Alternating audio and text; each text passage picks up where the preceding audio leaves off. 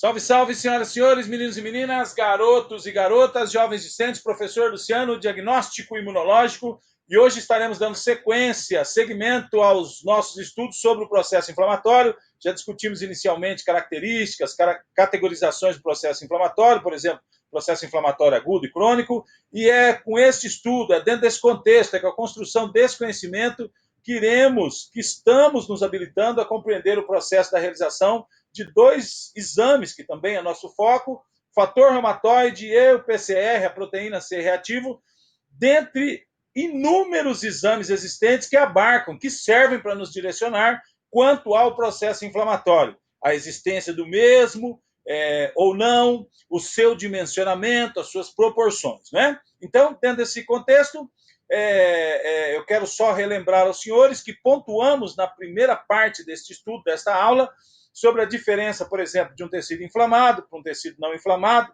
ou seja, os sinais flogísticos, sinais cardinais da inflamação, e os diversos desdobramentos concernentes ao tema. E eu quero estimular você, se você não assistiu a primeira parte dessa aula, que assim o faça. Dando sequência aos nossos estudos, então, hoje, a estas proposições, deliberações, eu desejo refletir com você, falar um pouco hoje, né, sobre as células-tronco, ou seja, a linhagem mieloide, a linhagem linfóide, um pouquinho sobre a hematopoese. Vou discutir com vocês características dessas células da linhagem mieloide e da linhagem linfóide, e vou adentrar propriamente dito aos exames, o FR, o fator reumatoide, e o PCR, a proteína C reativa. Eu só quero já deixar aqui claro com vocês, tá? Que devido ao grande avanço tecnológico, a execução destes testes do fator reumatoide e do PCR é uma execução bem simples, tá? Eu entendo que a compreensão do porquê realizá-los é algo bem mais complexo.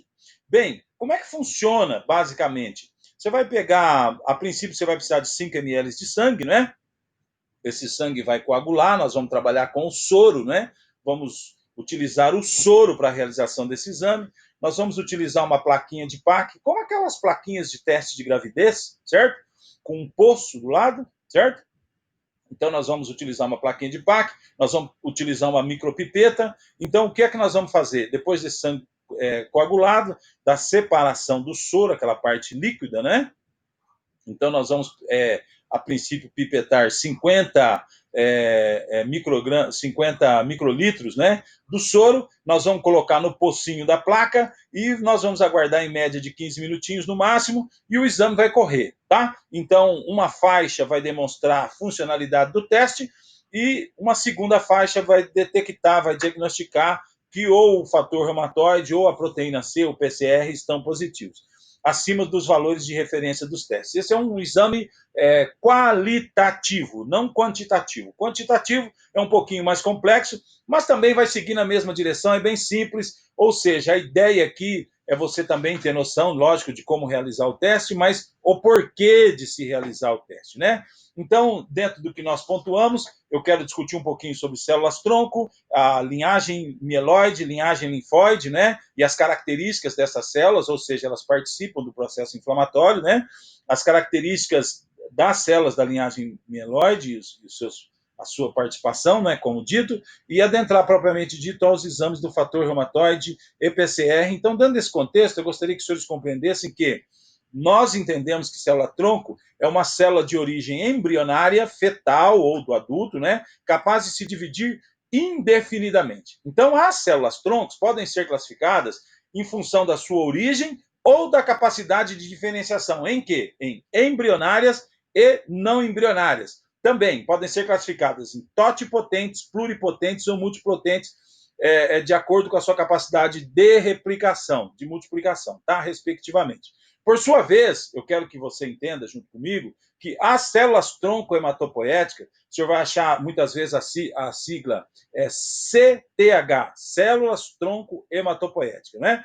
São células que possuem a capacidade de se autorrenovar e se diferenciar em células especializadas do tecido sanguíneo e células do sistema imune. Elas, então, constituem as células tronco adultas mais bem caracterizadas até o dia de hoje, tá? Eu quero que os senhores acompanhem aqui comigo, então, na tela. Os senhores estão observando aqui um esquema bem simples, né? Mas nós temos ali a célula-tronco, nós temos à esquerda o desdobramento das células da linhagem mieloide,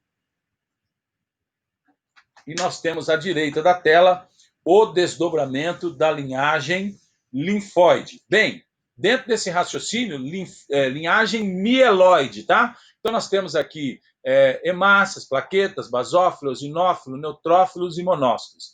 E desta célula-tronco para a linhagem linfóide, nós temos o linfócito B, T e a célula NK. Eu só vou tomar a liberdade aqui de pontuar com os senhores de uma forma bem rápida, né? Quando nós falamos de hemácia, só para o senhor deixar registrado, nós estamos falando do transporte, o carreamento de O2, de CO2.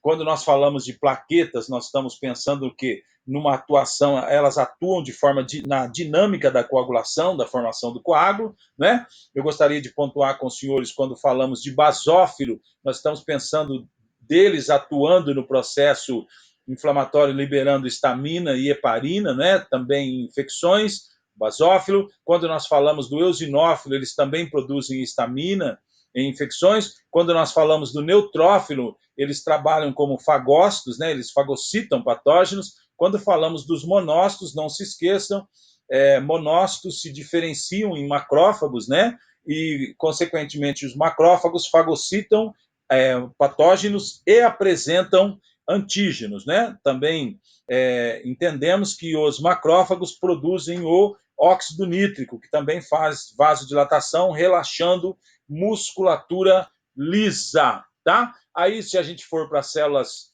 a tronco mais de origem linfóide, nós temos o linfócito B, T e a célula NK. Linfócito B, os senhores se lembram que eles se expressam, né?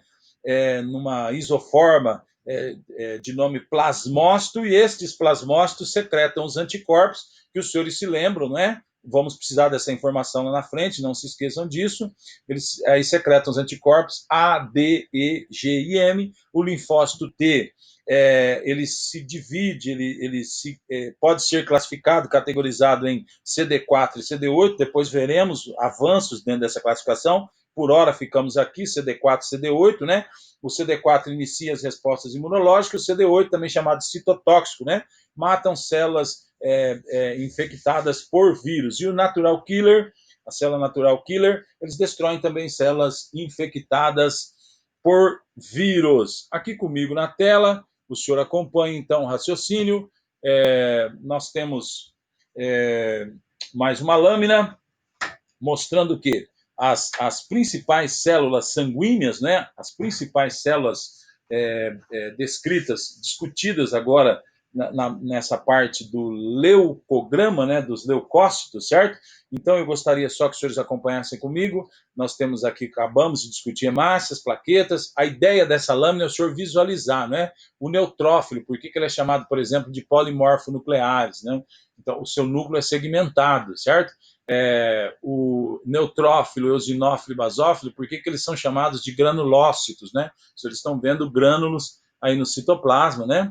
Aí nós temos um linfócito pequeno, um linfócito grande e um monócito. Para o senhor observar o quê? Para o senhor sair daquele pensamento abstrato e vir para o concreto e conseguir entender, visualizar estas principais células sanguíneas maturas quando estamos discutindo o nosso sistema imunológico. Eu quero pormenorizar um pouquinho mais a hematopoese, eu vou detalhar um pouquinho mais a hematopoese, e os senhores, peço assim licença para os senhores para discutir um pouquinho mais a fundo, não complicando, mas só trazendo um pouco mais de informação sobre a hematopoese. Então, as diferentes células maduras do sangue apresentam algumas características semelhantes, como o quê? Como a vida média curta, horas e dias, e a origem comum a partir do que? De células tronco hematopoéticas que acabamos de discutir com os senhores, presentes aonde? Na medula óssea, tá?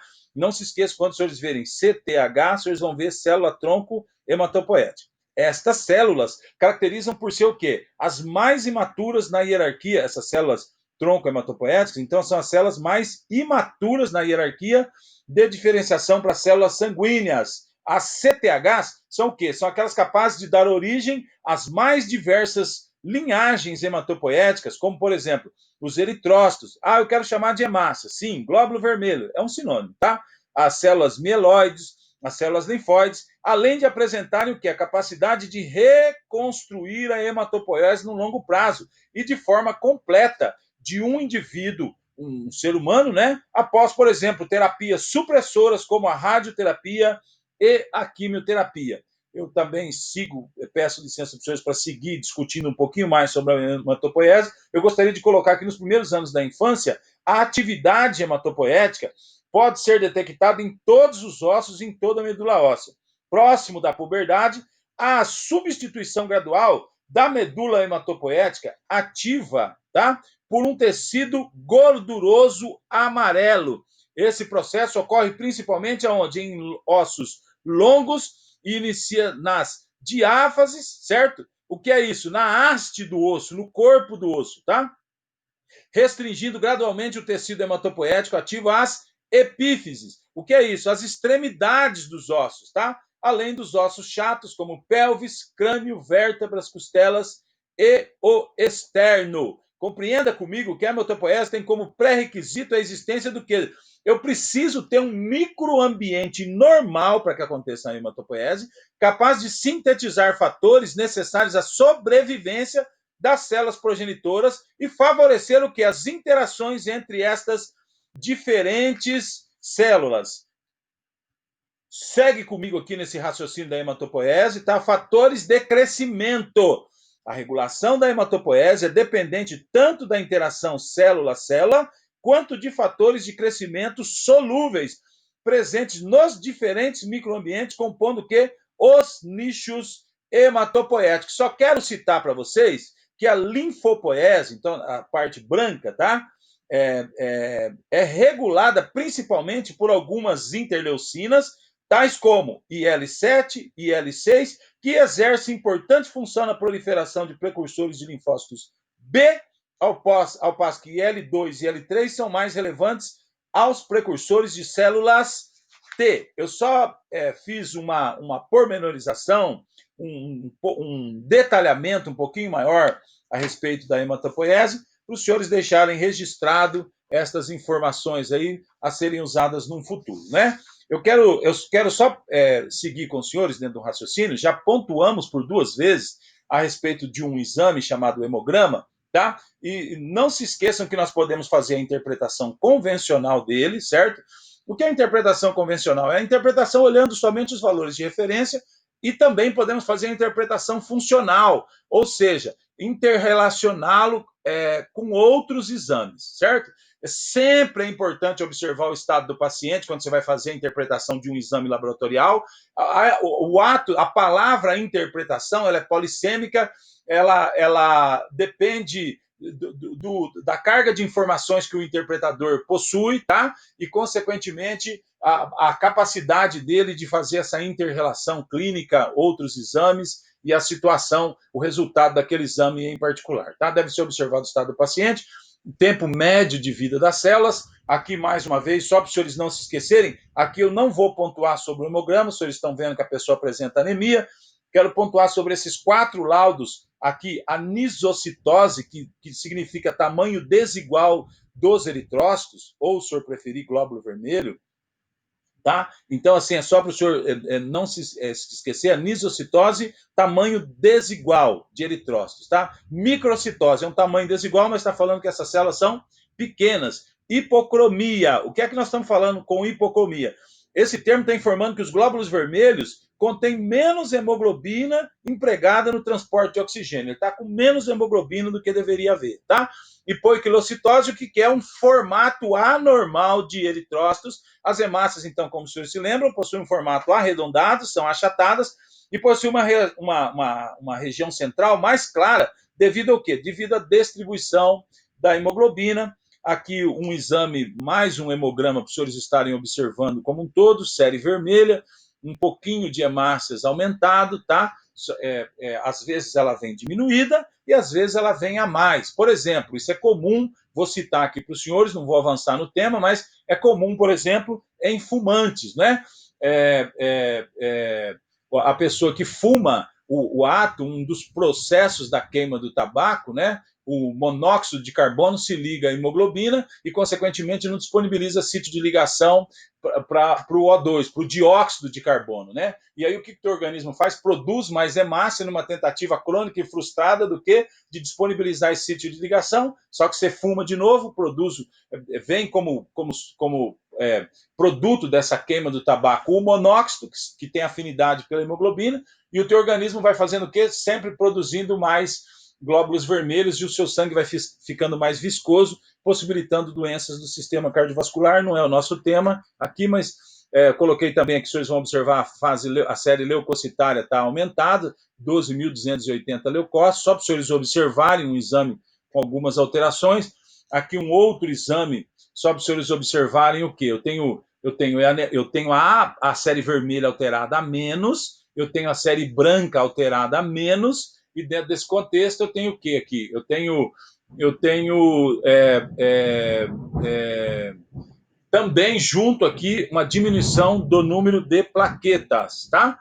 Aqui nós temos, aqui eu quero que o senhor observe comigo, nós temos um hemograma, a pessoa apresentando anemia, e a pessoa aqui está, não são muitos, mas apresentam alguns bastonetes, tá?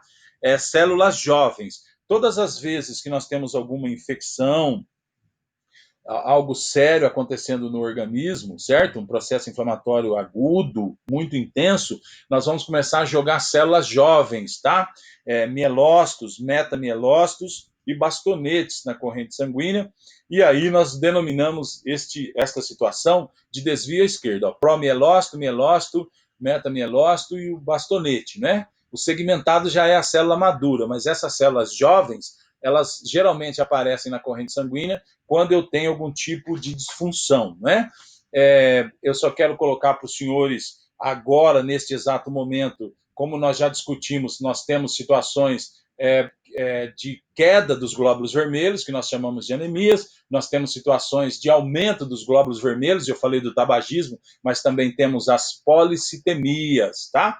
E agora eu queria entrar, propriamente dito, com os senhores, dentro dos dois exames que nós estamos discutindo, discutimos o processo inflamatório, e agora vamos discutir um pouquinho sobre esses dois exames, o fator reumatoide e a proteína C reativa, tá? O fator reumatoide é um exame de sangue utilizado para auxiliar no diagnóstico de enfermidades reumáticas autoimunes, especialmente artrite reumatoide. Então, trata-se de um autoanticorpo, é uma doença autoimune, ou seja, um anticorpo contra ele contra o alvo do quê? Do próprio organismo, certo? No caso do fator reumatoide, é um anticorpo contra qual? Contra a IgM.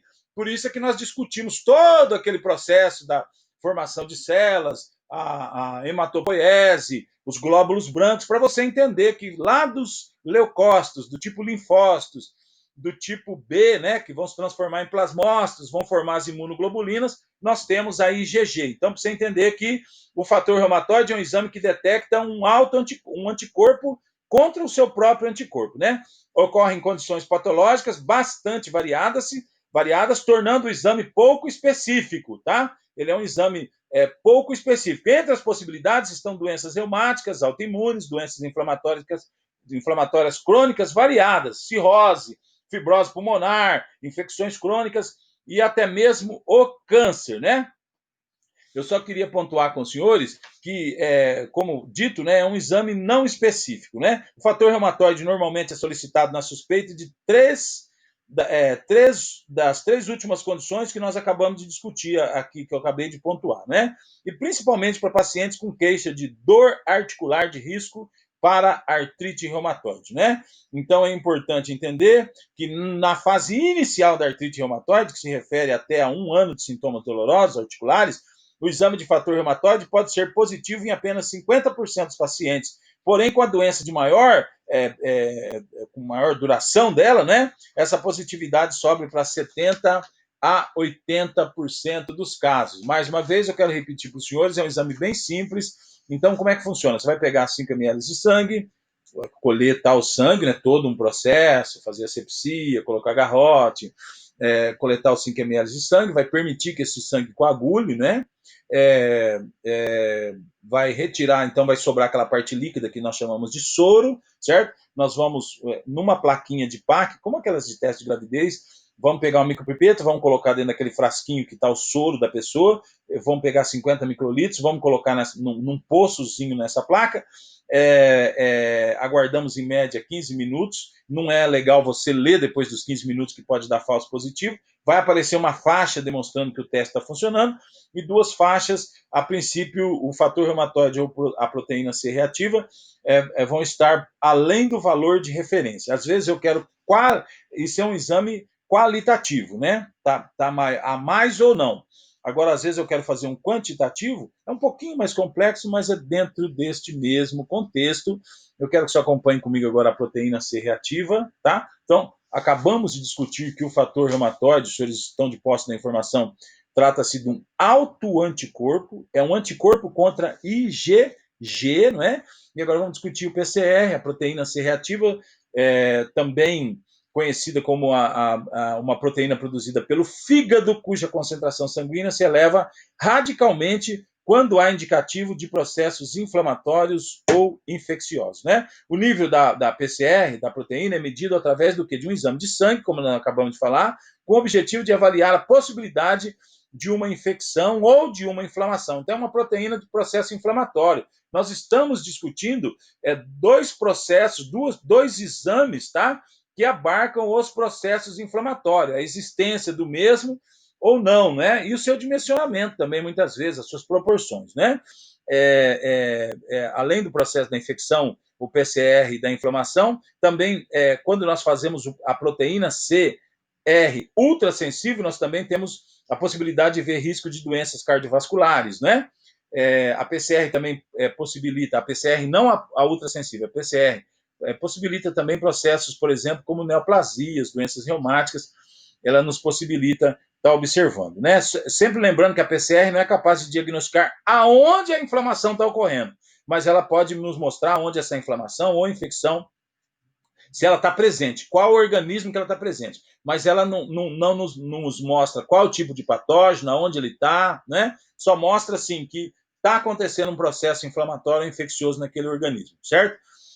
A PCR ultrassensível, como nós acabamos de falar, não é? Pode avaliar, então, o risco de pessoa desenvolver doenças arteriais coronarianas, né? Indicações da PCR, certo? É indicado para investigação de doenças infecciosas e inflamatórias, por exemplo, lúpus, artrite reumatoide, infecções bacterianas, pancreatite aguda, apendicite, queimadura, linfoma, infarto, acidente AVC ou acidente vascular cerebral, doença inflamatória pélvica.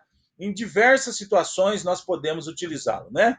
Então, a PCR ultrassensível abaixo de 0,1 miligramas por decilitro tem baixo risco, a PCR ultrassensível de 0,1 a 0,3 miligramas por decilitro, risco intermediário, 0,3, acima de 0,3, eu tenho um risco aumentado. Então, você faz a PCR ultrassensível para ver risco cardiovascular, tá? É um exame que muitas vezes pode até trabalhar com rotina. E a PCR normal, valores de referência de 1 a 5 miligramas por decilitro, geralmente encontrado em infecções virais, processos inflamatórios leve, de 5 a 20 encontrado em infecções bacterianas, processos inflamatórios sistêmicos, e acima de 20 encontrado em infecções graves, grandes queimaduras e em politraumatismo. Eu quero agradecer a você por ter acompanhado o raciocínio aí dentro do contexto de processo inflamatório. Estudamos aí fator reumatoide e PCR. Muito obrigado e até mais.